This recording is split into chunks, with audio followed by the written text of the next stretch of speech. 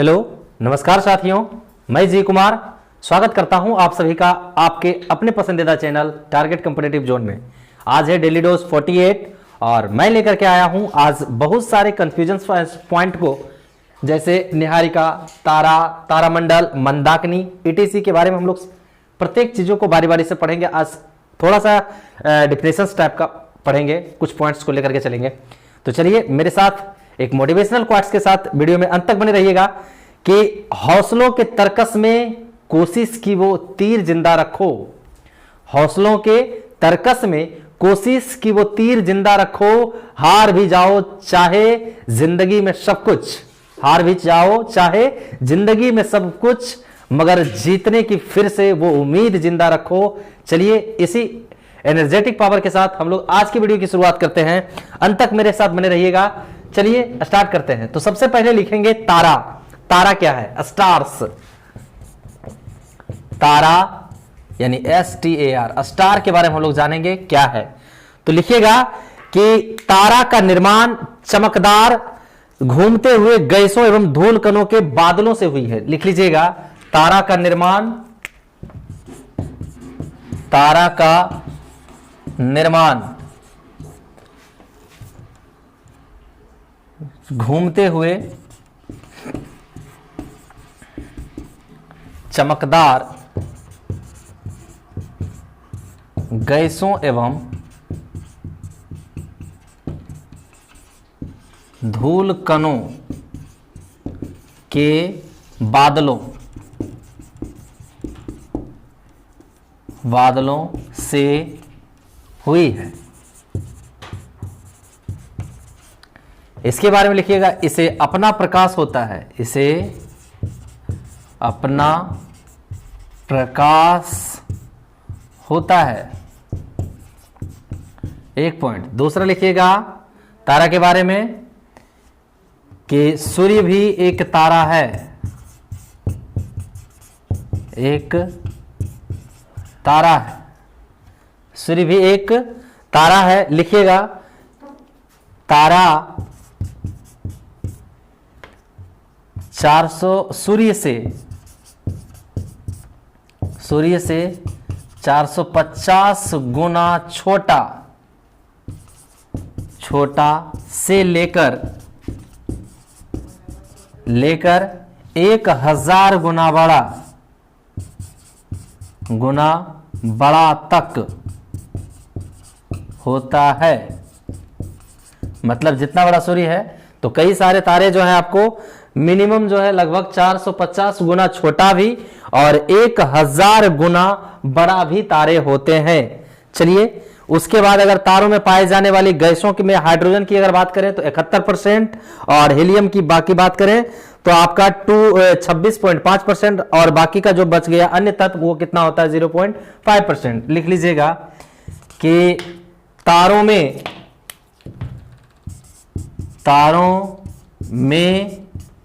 अगर हम बात करें तारों में किसकी पाई जाने वाली गैसों में, तारों में पाई जाने वाली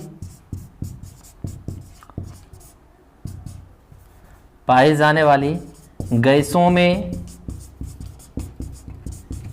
में हाइड्रोजन कितना परसेंट होता है? लिखिएगा, हाइड्रोजन 71%। उसके बाद अगर बात करें हीलियम का, लिख लीजिएगा, हीलियम ये होता है आपका 26.5%। और अन्य तत्व की अगर बात करें, यहां पे लिख लीजिएगा अन्य तत्व या गैस कितना है? 0.5% पड़ जाएगा ना।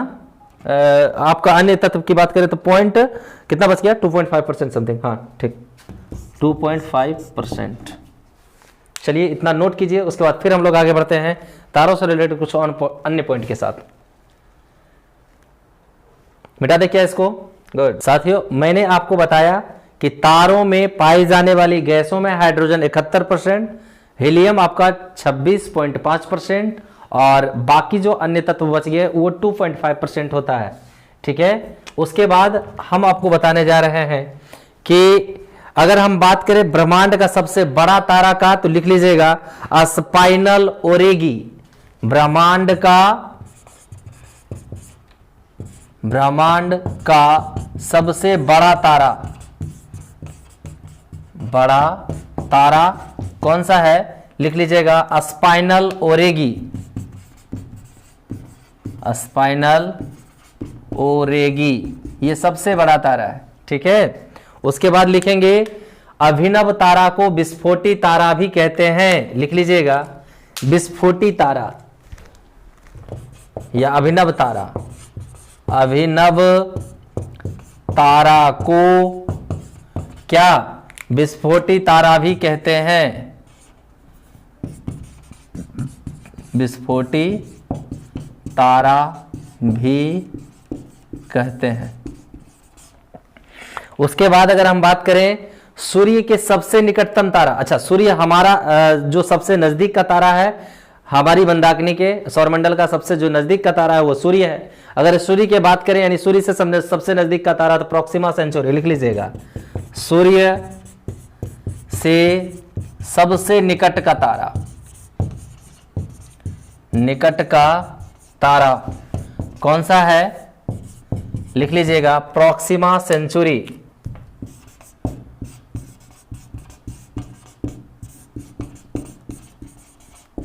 प्रोक्सिमा सेंचुरी सूर्य से सबसे निकट का तारा है, ठीक है। उसके बाद आप लिखेंगे, अच्छा सूर्य के अगर तारा के आकार की अगर बात करें, जीवन की आकार बात करें तो उसके आकार पर निर्भर करता है ना। पृथ्वी का सबसे निकटतम तारा कौन सा हो गया? सूर्य हो गया।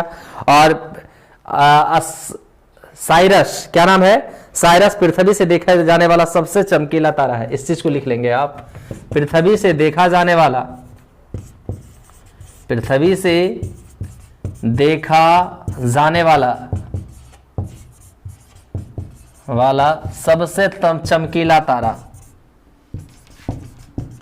चमकीला तारा। एक एक क्वेश्चन है साथियों, ये आराम से आप नोट करते चलेंगे। पृथ्वी से देखा जाने वाला सबसे चमकीला तारा कौन सा है? लिख लीजिएगा साइरस। साइरस जो है सबसे चमकीला तारा है। तो ये हुए तारे, है ना। तारों से रिलेटेड जो भी फैक्ट हुआ मैं आपको बताया, जो इंपॉर्टेंट था यहां तक रखेंगे। फिर हम लोग इतना नोट करें, फिर हम लोग स्टार्ट करते हैं निहारिका के बारे में। चलिए इसको पहले नोट कर लेंगे आप, मिटा दे साथियों इसको। धन्यवाद साथियों। अब है निहारिका। तो निहारिका के बारे में लिखेंगे कि घूमते हुए गैसों एवं धूल कणों के को क्या कहते हैं? निहारिका कहते हैं। लिखिएगा घूमते हुए गैसों एवं धूल कणों को क्या कहते हैं? निहारिका, निहारिका कहते हैं। अच्छा इसका एक और डेफिनेशन सब कर सकते हैं कि अनिश्चित तारों के समूह को, अनिश्चित तारों के समूह को क्या कहते हैं? निहारिका कहते हैं। निहारिका कहते हैं। अनिश्चित तारों के समूह को क्या कहते हैं? निहारिका कहते हैं, ठीक है। हेडिंग लगाएंगे तारामंडल। तो ये तारामंडल क्या है? मैंने आपको बताया अनिश्चित तारों के समूह को, जिसमें अनिश्चित होती है। जब ये धूल कणों के जैसे क्या होते हैं? दिखते रहते हैं, प्रकाश के प्रतिबिंबित जब होते हैं इन पे, तो हमको निहारिका दिखाई पड़ता है। तो अनिश्चित तारों के समूह को क्या कहते हैं? निहारिका कहते हैं। जबकि लिखिएगा निश्चित तारों के समूह को, निश्चित तारों के समूह को तारामंडल कहते हैं। निश्चित तारों के समूह को तारामंडल कहते हैं। यानी तारामंडल में क्या होता है? एक निश्चित तारा होता है, इसकी एक निश्चित संख्या होती है। मैं आपको एग्जांपल दिखाऊंगा जैसे, और यहां पे लिख लेंगे कि ब्रह्मांड में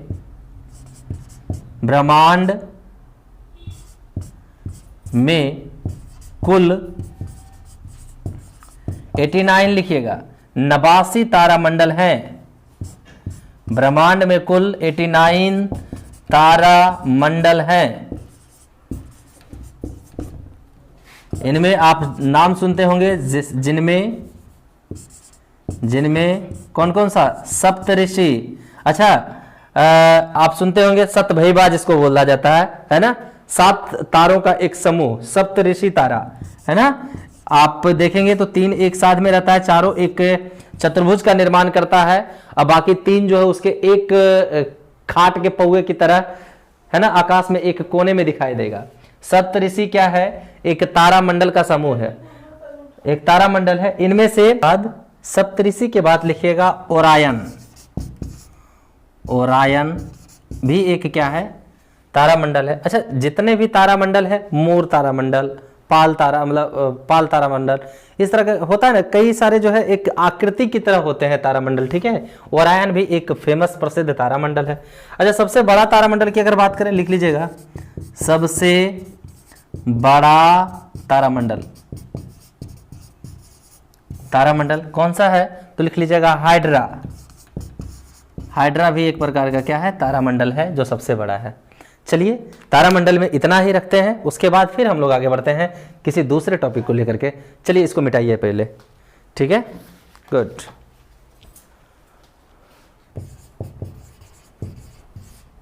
चलिए साथियों, अब हम लोग पढ़ते हैं मंदाकिनी के बारे में। मंदाकिनी यानी मैंने लास्ट वीडियो में भी आपको बताया है, मंदाकिनी, आकाशगंगा, दूध मेखला, मिल्की वे, गैलेक्सी, है ना, सभी एक ही नाम है।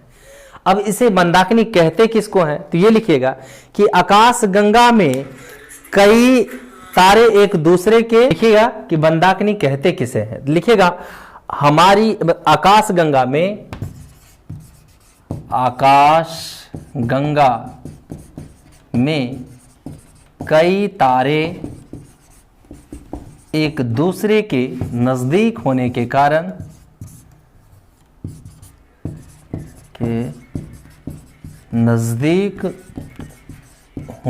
कारण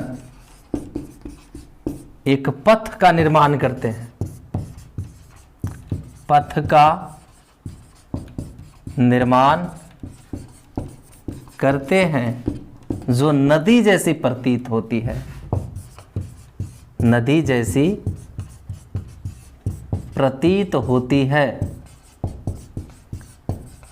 नदी जैसी प्रतीत होती है, जिसे धवल पथ मंदाकिनी, धवल पथ मंदाकिनी, धवल पथ मंदाकिनी या दुग्ध मेखला, दुग्ध मेखला, इंग्लिश में क्या बोलते हैं इसको? मिल्की वे, दूध मेखला, मिल्की वे, गैलेक्सी आकाशगंगा को कहते हैं, है ना, या धवल पथ मंदाकिनी या दूध मेखला कहते हैं, लिख लीजिएगा, कहते हैं। हमारा सूर्य भी इसी मंदाकिनी का एक भाग है, हमारा सूर्य भी इसी मंदाकिनी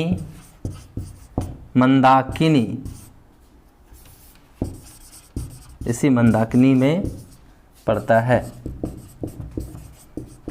लिख लीजिएगा। अब अगर हम बात करें मंदाकिनी का 80% भाग, लिख लेंगे, मंदाकिनी का 80% भाग क्या है? सर्पिला है, सर्पिला है, जिसमें 3 भुजाएं हैं, जिसमें तीन भुजाएं हैं, मतलब 3 हिस्सा है, 3 भाग है इसका। और सूर्य जो है 3 भाग भुजाएं हैं, सूर्य दूसरे भाग पर है, दूसरे भाग पर स्थित है। चलिए इतना लिख लीजिए, फिर हम लोग आगे बढ़ते हैं। क्या मिटा दे? इसे नोट कर लिए या स्क्रीनशॉट ले लीजिए, फिर हम लोग आगे बढ़ते हैं। जो ये मंदाकिनी है साथियों, इसे सबसे पहले गैलीलियो ने देखा था, इस पॉइंट को भी लिखेंगे। मंदाकिनी को सबसे पहले गैलीलियो ने देखा, गैलीलियो ने देखा था। अब हम अगर बात करें क्या इसके नजदीक, अब जब करोड़ों मंदाकिनियां हैं, है ना, तो इसके नजदीक जो सबसे मंदाकिनी है वो क्या है, लिखिएगा आकाश गंगा के सबसे नजदीक मंदाकिनी, आकाश गंगा के सबसे नजदीक स्थित मंदाकिनी।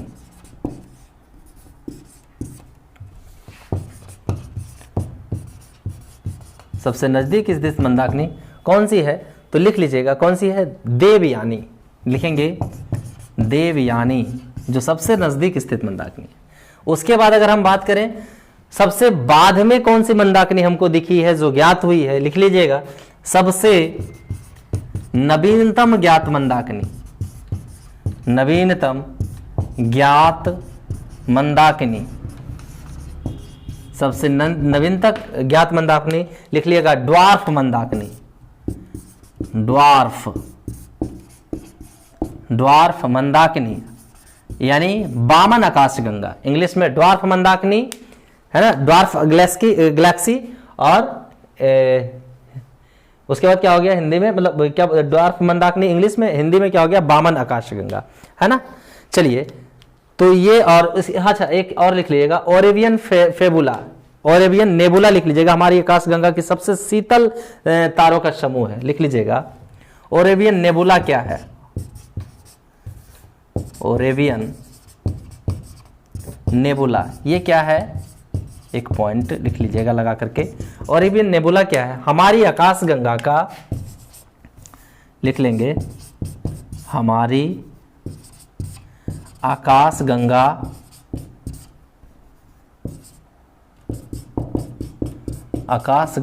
का सबसे